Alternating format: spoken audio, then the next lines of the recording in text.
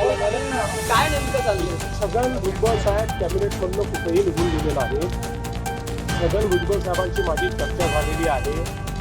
मी त्यांना आश्वस्त केलेलं आहे, हा जो काही GR आपण काढलेला आहे त्याच्याने ओबीसी समाजावर कुठलाही परिणाम नाही. हा सरसकट GR नाही, हा पुराव्याचाच GR आहे. फक्त मराठवाड्यामध्ये इंग्रजांचं राज्य नव्हतं, मराठवाड्यामध्ये निजामाचं राज्य होतं.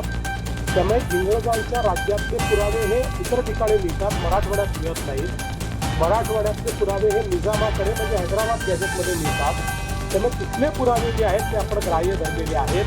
त्यामुळे जे खरे कुणबी आहेत त्या पुराव्यांमध्ये त्यांनाच हे मिळणार आहे. आणि मला असं वाटतं की आता एक प्रकारे जे काही खरे हक्कदार आहेत त्यांना मिळणार आहेत, पण कोणालाही खोटेपणा करता येणार नाही अशा प्रकारचा GR असल्यामुळे अनेक ओबीसी संघटनांनी याचं स्वागत केलेलं आहे. अनेकांनी त्यातलं आता आमच्या मनामध्ये शंकाने असंही सांगितलं आहे. मला असं वाटतं की भुजबळ साहेबांची मनातली शंका आम्ही दूर करू, इतरांची मनातली शंका दूर करू.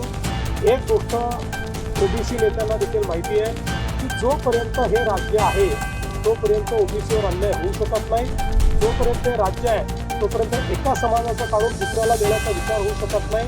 आम्ही मराठ्यांचं मराठ्यांना देणार, ओबीसीचं ओबीसीला देणार आणि ज्यांना खरा अधिकार आहे त्यांना ते देणार. कोणाचं काढून कोणाला देणार नाही. दोन समाजाला एकमेकासमोर कधीच आणणार नाही. मी त्यांचे आभार मानून आणि मी त्यांना सांगू इच्छितो की अनेक वेळा समजुती गैरसमजुती होतात.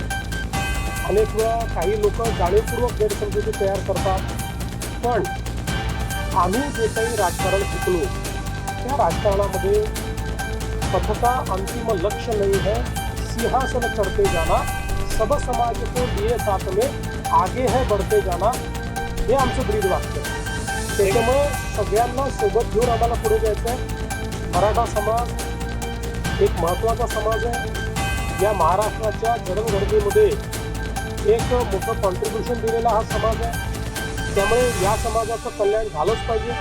पण त्यासोबत आपल्या ज्या 18 पगड जाती आहेत ज्यांनी स्वराज्यामध्ये छत्रपती शिवाजी महाराजांचे मावळे म्हणून त्या ठिकाणी काम केलेलं आहे, त्यांनीही बलिदान दिलेलं आहे. कोणावरच अन्याय होऊ नये ही आमची भावना आहे. आणखीच पुढे राहील आहेत ते माननीय उच्च न्यायालयाच्या आदेशानुसार दाखल झालेले आहेत. त्यामुळे त्याच्यावर जो काही निर्णय आहे तो उच्च न्यायालयाच्या निदर्शनात आणूनच आम्हाला घ्यावा लागेल.